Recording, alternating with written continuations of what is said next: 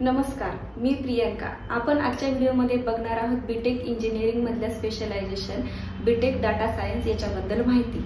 तर बऱ्याचदा विद्यार्थी सोशल मीडिया यूज करतात। सोशल मीडियावर एखादी गोष्ट जर सर्च केली तर त्याच रिलेटेड आपल्याला खाली त्या गोष्टी पाहायला भेटतात। म्हणजे जर आपण आपल्याला जर एखादी मूवी पाहायची असेल किंवा विद्यार्थ्यांना एखादी एज्युकेशन रिलेटेड गोष्ट हवी असेल, जर ती सर्च केली तर त्याच रिलेटेड माहिती आपल्याला खाली सजेशन बॉक्स मध्ये सुद्धा येते।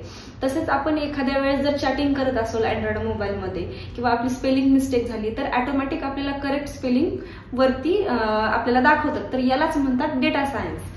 चला तर व्हिडिओला सुरुवात करूयात। आपण आजच्या व्हिडिओमध्ये बघणार आहोत की डेटा सायन्स म्हणजे काय, डेटा सायन्स मध्ये ऍडमिशन घेण्यासाठी आपल्याला पात्रता कोणती लागते, डेटा सायन्स मध्ये जर आपण ऍडमिशन घेतलं तर आपल्याला पुढे जॉब ऑपॉर्च्युनिटीज कोणकोणत्या भेटू शकतात, त्यामध्ये आपल्याला सॅलरी किती भेटू शकते आणि आपल्याला सिलेबस कोणकोणता राहील ते। सगळ्यांना विनंती आहे की व्हिडिओ शेवटपर्यंत बघा आणि चॅनलला सबस्क्राईब करा। तर डेटा सायन्स म्हणजे काय, तर बीटेक डेटा सायन्स मध्ये आपल्याला डेटा आणि विश्लेषण म्हणजे डेटा आणि अनालिसिस याच्याबद्दल माहिती शिकायला भेटते। तसेच कम्प्युटर आणि विज्ञान, कम्प्युटर सायन्स, मॅथमॅटिक्स आणि स्टॅटिस्टिक्स याच्यामध्ये आपल्याला जे कौशल्य आहेत ते आपल्याला यामध्ये आपण विकसित करू शकतो।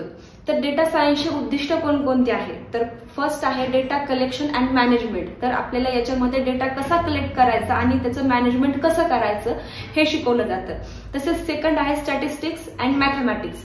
तर आपल्याला जे बेसिक स्किल्स आहेत आपल्याला डेटा सायन्स शिकण्यासाठी मॅथमॅटिक्स मधल्या किंवा स्टॅटिस्टिक्स मधल्या हे आपल्याला याच्यामध्ये शिकायला भेटतं। थर्ड आहे डेटा व्हिज्युअलायझेशन। डेटा व्हिज्युअलायझेशन कसा करायचा जेणेकरून आपल्याला तो सहजरित्या मिळू शकतो। जर म्हणजे आपण एखादी गोष्ट जर सर्च केली तर ती आपल्याला सहजरित्या मिळते, हे देखील आपल्याला याच्यामध्ये शिकायला भेटतं।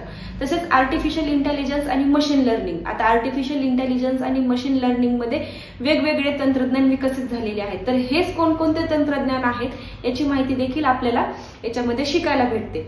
तसेच जे सॉफ्टवेअर टेक्नॉलॉजीज आहेत म्हणजे जे आपल्याला प्रोग्रामिंग भाषा असते, जे प्रोग्रामिंग लँग्वेज आहे ती सुद्धा आपल्याला याच्यामध्ये शिकायला भेटते। तर आपल्याला याच्यामध्ये सिलेबस कोणकोणता राहतो, तर सिलेबस पाहण्याआधी आपण बघूयात की याच्यामध्ये आपल्याला जाण्यासाठी किंवा आपल्याला डाटा सायन्स मध्ये ऍडमिशन घेण्यासाठी आपल्याला पात्रता कोणकोणती लागते। तर फर्स्ट आपल्याला 12th सायन्स मध्ये पीसीएम हा ग्रुप असावा लागतो।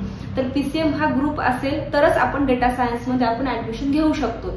आता पीसीएम हा ग्रुप असेल आणि आपल्याला 50 to 60% जर मार्क असतील पीसीएम ग्रुपमध्ये आणि आपल्याला जर आपण कोणतीही एंट्रन्स एक्झाम दिलेली असेल म्हणजे सीईटी झालं किंवा काही जे विद्यापीठ आहेत किंवा काही ज्या युनिव्हर्सिटीज आहेत त्या जेईच्या मार्कावरती सुद्धा ऍडमिशन देतात आणि काही युनिव्हर्सिटीज आहेत त्या सीईटीच्या मार्कांवरती ऍडमिशन देतात। तर काही युनिव्हर्सिटी अशा आहेत की ज्या स्वतःच्या एंट्रन्स एक्झाम असतात त्या द्याव्या लागतात आणि त्याच्या मार्कावरती आपल्याला ऍडमिशन देतात। जर आता हे झालं आपल्याला पात्रता कोणकोणती लागते याच्याबद्दल माहिती।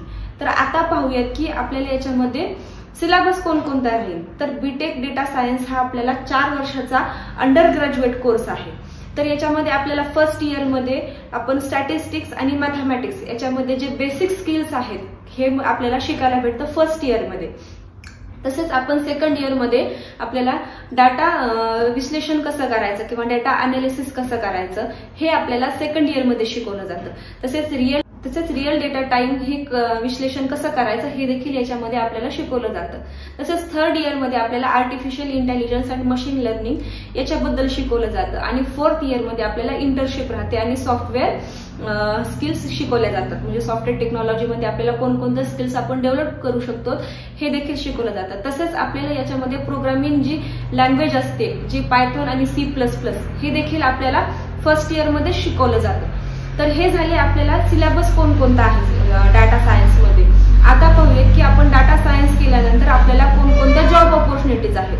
तर डाटा सायन्स आपण जर केलं तर आपल्याला डाटा सायंटिस्ट म्हणून किंवा डाटा अनालिस्ट म्हणून किंवा मशीन लर्निंग इंजिनियर म्हणून किंवा आर्टिफिशियल इंटेलिजन्स इंजिनियर म्हणून आपल्याला जॉब ऑपॉर्च्युनिटीज आहेत पुढे। तर याच्यामध्ये आपल्याला सॅलरी किती राहील, कारण आता सॅलरी जर बघितलं तर डेटा सायन्स हा आपल्याला कसं आधुनिक जो काळ आहे त्याच्यामध्ये खूप म्हणजे ट्रेंडिंगचा कोर्स आहे। डेटा सायन्स मध्ये आपल्याला सॅलरी पण खूप जास्त भेटतात आणि जर त्याच्यामध्ये आपण एक्सपिरियन्स जर असेल तर हे पॅकेज सुद्धा लाखो रुपयांमध्ये होऊ शकतं। तर आपल्याला स्टार्टिंग पॅकेज हे 6 ते 7 लाख रुपये पर इयर भेटू शकतं आपण डाटा सायन्स केल्यानंतर। आणि जर आपल्याला एक्सपिरियन्स असेल तर तेच पॅकेज आपल्याला 9 ते 10 लाख किंवा 10 ते 12 लाख सुद्धा होऊ शकतं पर इयर मध्ये.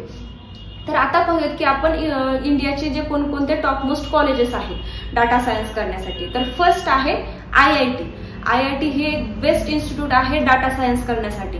त्याच्यानंतर आहे NIT. आता NIT झाल्यानंतर हे झाले गव्हर्नमेंट कॉलेजेस. आता इंडियामध्ये असे खूप सारे प्रायव्हेट कॉलेजेस आहेत जे आपल्याला बेस्ट डाटा सायन्स एज्युकेशन देऊ शकतात. तर आपल्याला हे जाणून घ्यायचं असेल की भारतामध्ये कोणकोणते टॉपमोस्ट युनिव्हर्सिटीज आहेत जे आपल्याला डाटा सायन्समध्ये ऍडमिशन देतात कमीत कमी फीजमध्ये आणि आपल्याला जॉब ऑपॉर्च्युनिटीज पण देऊ शकतात. म्हणजे कॅम्पसमध्येच आपल्याला जॉब सिलेक्शन होऊ शकतं. हे जर जाणून घ्यायचं असेल विद्यार्थ्यांना तर खालील दिलेल्या क्रमांकावर संपर्क करा आणि आमच्याशी कॉन्टॅक्ट करा.